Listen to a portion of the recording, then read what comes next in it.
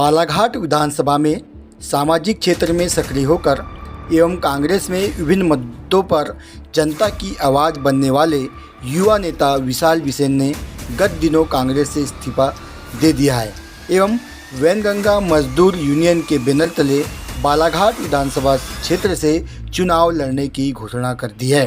मध्य प्रदेश हलचल न्यूज के साथ चुनावी चर्चा में बेबाकी से बात करते हुए विपक्षी एवं वर्तमान विधायक पर कड़े प्रहार किए हैं। कहा कि साजिश की राजनीति करते हैं गौरीशंकर बिसेन। वहीं वर्तमान में कांग्रेस में शामिल श्रीमती अनवा मुजारे पर कहा कि 10 वर्ष के नगरपालिका अध्यक्ष पद पर रहते हुए बालाघाट नगर की कोई बड़ी उपलब्धि बताए एवं इनके परिवार में भी प्रतिद्वंद्विता है और कहा कि बालाघाट का मतदाता किसी स्थायी पार्टी का मतदाता नहीं है।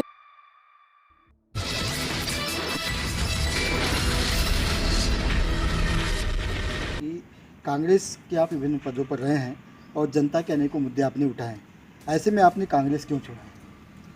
सबसे पहले मैं आपके सभी दर्शकों का अभिवादन करना चाहूँगा और आपका भी बहुत बहुत धन्यवाद कि आपने मुझे इस योग्य समझा कि मैं अपनी बात आपके माध्यम से जनता के बीच रख सकूँ। देखिए, आपका पहला सवाल था कि मैं कांग्रेस में लंबे समय तक रहा, विभिन्न पदों पर रहा और उसके बाद मैंने कांग्रेस क्यों छोड़ी, तो इसका मैं बिल्कुल सहर्ष जवाब देना चाहूँगा। कांग्रेस एक विचारधारा वाला संगठन है, एक ऐसी विचारधारा जो समाज के सबको लेके चलती है। मैं उस विचारधारा के साथ जुड़ा था। मैं कांग्रेस में लंबे समय तक रहा। मुझे जो भी कांग्रेस में पद मिले, जो भी पद में यूथ कांग्रेस का जनरल सेक्रेटरी रहा लगातार 2 बार, वो निर्वाचित होकर बना। मतलब राहुल गांधी जी की प्रक्रिया के माध्यम से चुनाव आया यूथ कांग्रेस में और उन चुनावों को लड़कर मैंने जीत हासिल करी संगठन के अंदर और उन पदों को हासिल किया। उसके बाद मैं लंबे समय तक जिला कांग्रेस का प्रवक्ता रहा। वो प्रवक्ता पद भी जो है, मैंने टैलेंट हंट जो राहुल गांधी जी ने करवाया था, उस टैलेंट हंट के माध्यम से जब मेरे इंटरव्यू हुए अलग अलग स्टेज में, इंटरव्यू उसको पास करके मैं जिले का कांग्रेस का प्रवक्ता बना। मेरा ये बताने का आशय ये है कि मुझे कांग्रेस में किसी भी संगठन के बड़े नेता ने पद से नहीं नवाजा। मुझे कांग्रेस संगठन में जो भी पद मिले वो योग्यता के अनुरूप मिले और जो अवसर संगठन ने ऊपर से दिया दिल्ली स्तर से, उस प्रक्रिया के माध्यम से मिले। मैं किसी भी कांग्रेस के नेता के द्वारा दिए गए पद पर कभी नहीं रहा। मैं आपको इसे बता दूं खुला।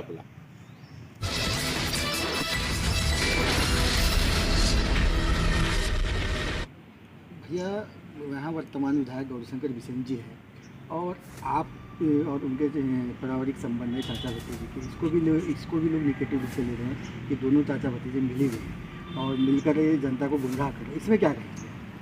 देखिए, ये अब आपका जो सवाल आया ना, ये मेरे बारे में जो भ्रामक प्रचार है उसका क्वेश्चन नंबर 2 है। वैसे तो क्वेश्चन नंबर 1 होना चाहिए। सबसे लोग यही आक्षेप लगाते हैं। राजनीति जो मैं कर रहा हूँ या जो मैं जनता के बीच में जो हूँ, वो व्यक्तिगत रूप से मैं जनता के बीच में सेवा कर रहा हूँ, लोगों के बीच में जा रहा हूँ, लोगों के काम कर रहा हूँ, तो व्यक्तिगत काम कर रहा हूँ। वो मेरी व्यक्तिगत उनसे लगाव है, जुड़ाव है, इसलिए मैं काम कर रहा हूँ। रही बात परिवार की, तो शायद लोगों को भूलने की आदत होगी। कुछ दिन पहले ही माननीय महोदय बालाघाट के जो विधायक हैं हमारे गर्रा गांव में आए थे, हमारे पंचायत परिसर में। मेरा छोटा भाई भी कर रहा है सरपंच, जैसे हम जानते हैं।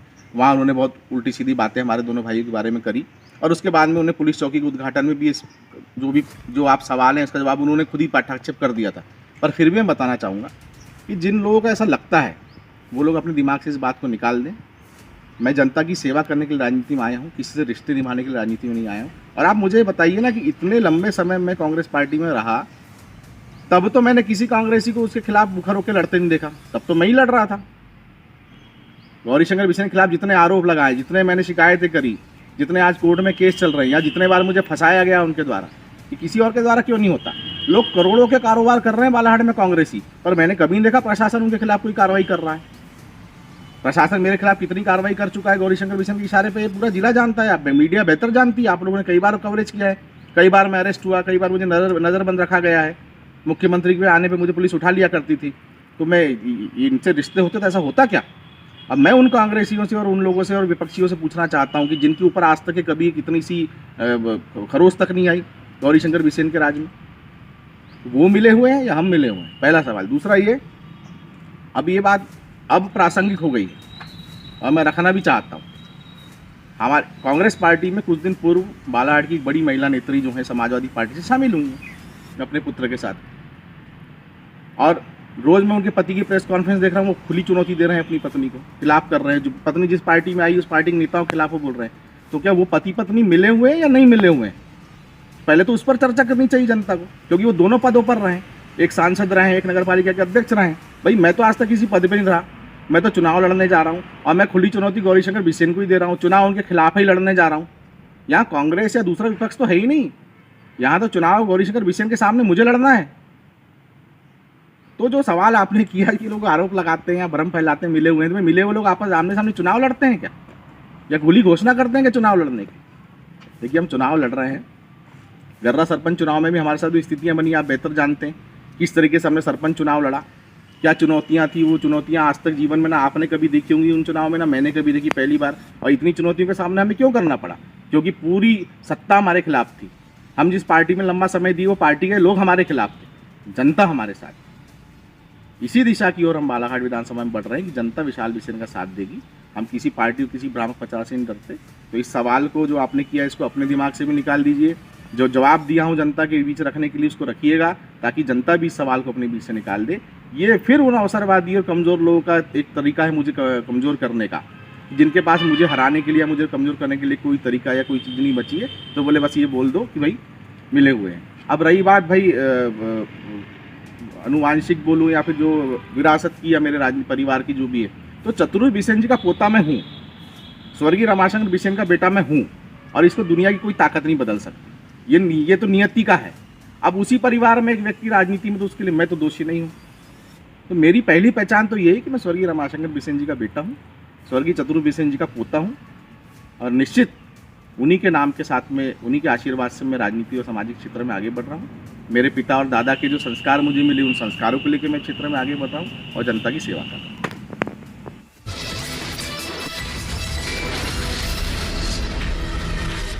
बालाघाट विधानसभा में लगभग बहुत लंबे समय से गौरीशंकर बिसेन जी विधायक है, मंत्री भी रहे हैं। कितना विकास होना था जो नहीं हो पाया, और लोग आज उस विकास के पीछे रोड, नाली, सड़क तो लाल बर्रा विकासखंड में भी बनी है, लेकिन जो बड़े काम है वो दिखाई नहीं दे रहे। इसमें आप क्या कहना चाहेंगे? देखिए हर नेता अपनी कोने को उपलब्धि बताता है। मैंने यहाँ क्षेत्रीय विधायक के मुँह से जब भी सुना है तो उनकी आधी से ज़्यादा उपलब्धियों में घोषणाएं होती हैं, ये बनेगा, वो बनेगा, वो बनेगा, वो बनेगा। अंततः क्या होता है, कहीं रोड बन रही होती है, कहीं नाली बन रही होती है, और इसी में विकास को समेट देते हैं। आरोप प्रत्यारोप की राजनीति करते हैं गौरीशंकर बिसेन, साजिश करते हैं। इस तरीके की राजनीति बालाघाट में होती है। लंबे समय से पद पर वो इसलिए हैं क्योंकि उनके सामने किसी सशक्त तरीके से आज तक ताल नहीं ठोकी, उस तरीके से चुनाव नहीं करा। और मैनेजमेंट की पॉलिटिक्स में बड़े स्मार्ट हैं, बड़े माहिर हैं। सामने वाले को, विपक्षियों को किस तरीके डैमेज करना, मैनेज करना, उसमें वो महारत हासिल रखते हैं और कहीं ना कहीं वोट बटा के, कटा के और लोगों को भ्रमित करके वो चुनाव जीतते आए। बालाघाट जो होना चाहिए था, हमारे पास में क्या नहीं है बताइए आप। इस बालाघाट विधानसभा में एशिया की सबसे बड़ी मैग्नीज माइंस है। क्या लाभ मिल रहा है बालाघाट की जनता को इसका?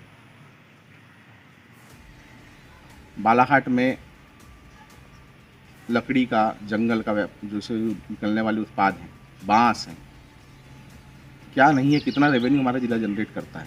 क्या मिलता है बालाघाट में? ट्रैफिक प्रेशर इतना ज़्यादा है बालाघाट में, उस पर किसी ने क्या कोई विचार किया? छोटे छोटे शहरों में रिंग रोड बन गई है, आज बालाघाट में नहीं। जिस फ्लाईओवर के भूमि पूजन की बात करते हैं और ये बाजे बजाते हैं, वो फ्लाईओवर तो आज से 25 साल पहले बन जाना चाहिए। जिस समय जबलपुर में शास्त्री ब्रिज बना, उस समय बालाघाट में फ्लाईओवर बन जाना चाहिए था, क्योंकि वो लाइन एक साथ ही शुरू हुई थी गोंदिया जबलपुर। आज भूमि पूजन की बात कर रहे हैं, आज बनाने की बात कर रहे हैं, हम तो 25 साल 30 साल पीछे चल रहे हैं। मेरा कहने का मतलब ये है कि क्षेत्रीय विधायक ने शुगर की फैक्ट्री की घोषणा करी, किसान पीपीपी मॉडल बनाया, किसानों से पैसा लिया, चंदा लिया, कहाँ है वो शुगर फैक्ट्री?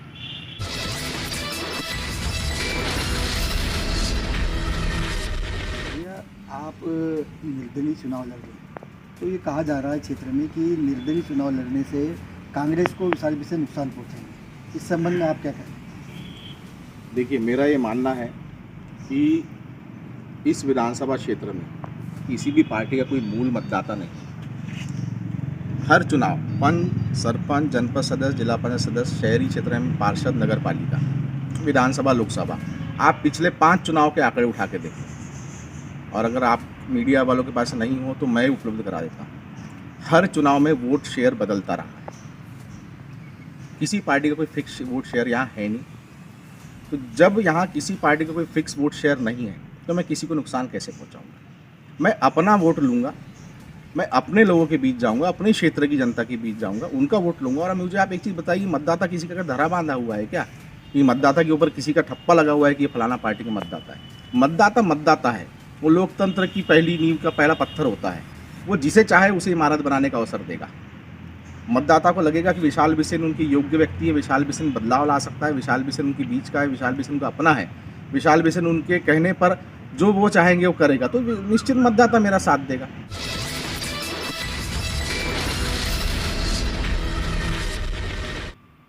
भैया, वर्तमान में बालाघाट की में कांग्रेस में अनुभव मुजारे का एंट्री हुई है, जिसको लेकर काफ़ी अभी कांग्रेस में गुटबाजी का भी दौर चल रहा है। और आप उनको कितना अपना वो देखते हैं कि आपके लिए कितनी चुनौती होगी अनुभव मुजारे, और कांग्रेस के में आकर क्या वो विजय हासिल कर पाएगी, या किस तरह से आपको चुनौती पेश करेगी? देखिए, आपके एक सवाल में 3 से 4 सवाल हैं, मैं एक एक का जवाब देता हूँ। व्यक्तिगत, इसको राजनीतिक ना देखा जाए, व्यक्तिगत अनुभव मुजारे जी अच्छी महिला हैं। मैं उनसे बहुत ज़्यादा तो नहीं मिला हूँ, पर जब भी मुलाकात हुई है व्यवहारिक रूप से बात करती हैं, और व्यक्तिगत वो ठीक है। उनके परिवार में जो राजनीतिक गतिरोध चल रहा है वो तो मैंने अभी कुछ देर पूर्व आपके सवाल में जवाब में दिया भी था। वो एक बड़ी आश्चर्यजनक चीज़ है, उसको लेकर जनता भ्रम में भी है, सकते में भी है। रही बात कांग्रेस के गुटबाजी की, तो कांग्रेस में तो गुटबाजी ही है। कांग्रेस अगर अपनाती अच्छे लोगों को तो फिर बात तो कुछ और होती कांग्रेस की। कांग्रेस में गुटबाजी यहाँ नहीं, बालाघाट ही नहीं, पूरे देश में है। कहाँ गुटबाजी नहीं है बताइए कांग्रेस में? मैं उन्हें अपनी चुनौती नहीं मानता विधानसभा क्षेत्र में, ये मैं आपको निश्चित कर दूं। मेरे सामने एक ही चुनौती है जो यहाँ इतने लंबे समय से कुर्सी पर बैठा हुआ। अनुभव मुजारे जी 10 साल नगर पालिका की अध्यक्ष रहीं, उनके द्वारा कोई आइडियलिस्टिक वर्क तो मुझे समझ में नहीं आता। उनके जो भी मैंने पत्थर देखे हैं, सड़क और नाली की भूमि पूजन के देखे हैं, और उसमें मुख्य अतिथि जो है उनके पूर्व सांसद पति हुआ करते थे। तो उनने भी भरपूर परिवारवाद खेला है बालाघाट में जब तक वो नगर पालिका की अध्यक्ष रहीं। उनके पति पूर्व सांसद माननीय कंकर मुजारे जी पूरे जिले के सांसद रहे 5 साल। बालाघाट विधानसभा क्षेत्र में सांसद रहते, उनका कोई आइडियलिस्टिक वर्क बताइए ना। जो सवाल मैं गौरीशंकर बिसेन के कर रहा हूँ, कंकर मुजारे भी उसको लेकर कुछ करें हो तो बताएं।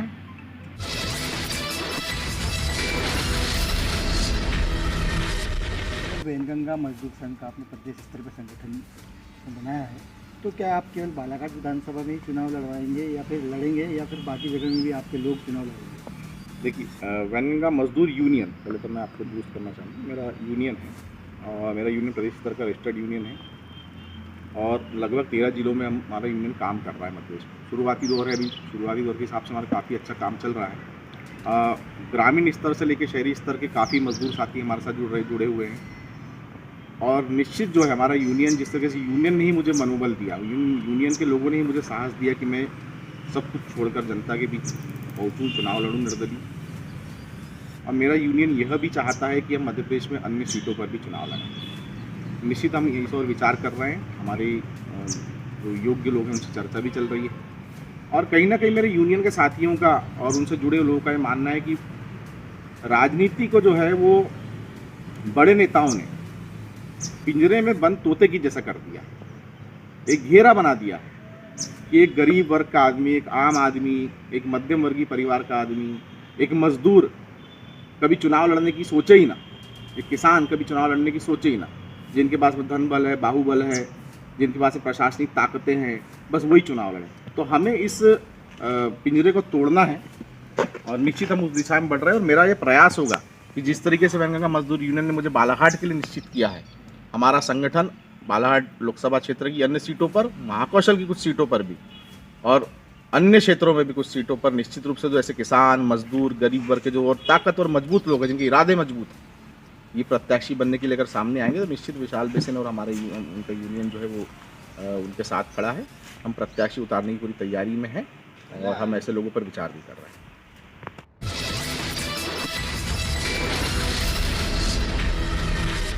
बालाघाट में तो मैं लंबे समय से इस चीज़ को देखता रहा हूँ। मेरी एक टैगलाइन है, सोशल मीडिया पर भी चलती है, बदल दो बालाघाट। वो टैगलाइन देने का मुख्य उद्देश्य मेरा यही रहा कि मैंने जब इस क्षेत्र की परिस्थिति को समझा जब यहाँ काम करते करते तो मुझे लगा कि लोग यहाँ बदलाव चाहते हैं, और सबसे बड़ा मुद्दा तो बदलाव ही समझता हूँ मैं, परिवर्तन ही सबसे बड़ा मुद्दा है, और मैं उसी मुद्दे के साथ जनता के बीच में जाऊँगा, क्योंकि लंबे समय से वही लोग लड़ने वाले, जीतने वाले, हारने वाले, और जिन जिनके नाम आ रहे हैं सबको कहीं ना कहीं अवसर भी मिला है, जिनसे मेरी चुनौती होगी, जिनसे मेरा सामना होगा, जिनके नाम अभी तक आ रहे हैं, निश्चित नहीं है, पर जैसा मैं मानता हूँ लंबे समय से यहाँ बैठे हुए हैं, जनता के बीच में है, पदों पर आसीन हैं, पर जो क्षेत्र की मूलभूत परेशानियाँ हैं वो जस की तस बनी हुई हैं। हमें जो बालाघाट को जिस तरीके से विकसित देखना चाहिए था, होना चाहिए था, वो आज तक हो नहीं पाया। यहाँ के नेता आज भी सीमेंट रोड और नाली और सीमेंट रोड के ऊपर डामरीकरण को ही अपनी उपलब्धि समझते हैं। कहीं भी जो है वो औजार पकड़ के खोद देना और शिलान्यास और मूल को जल्द कर देना, उसको राजनीति का एक बड़ा अध्याय समझते हैं। मैं नहीं मानता कि इसकी कोई विकास की तरह से जुड़ा हुआ मामला है, ये तो औपचारिक चीज़ें हर कोई करता है। मैं चाहता हूँ कुछ बड़ा परिवर्तन बालाघाट में आए। हमारे पास में बहुत सारे साधन संसाधन बालाघाट में उपलब्ध हैं, उनका सही इस्तेमाल हो, यहाँ रोजगार उपलब्ध हो, यहाँ अच्छी स्वास्थ्य सुविधाएँ हो, यहाँ अच्छी शिक्षा हो। ये मूलभूत समस्याओं को दूर करने का मेरा प्रयास रहेगा। इन्हीं मुद्दों के साथ में जनता के बीच में जाने की तैयार है। हमारे चैनल को अभी सब्सक्राइब कर लें और साथ वाले बेल के आइकन पर क्लिक करके नई आने वाली वीडियो की नोटिफिकेशन बर वक्त हासिल करें।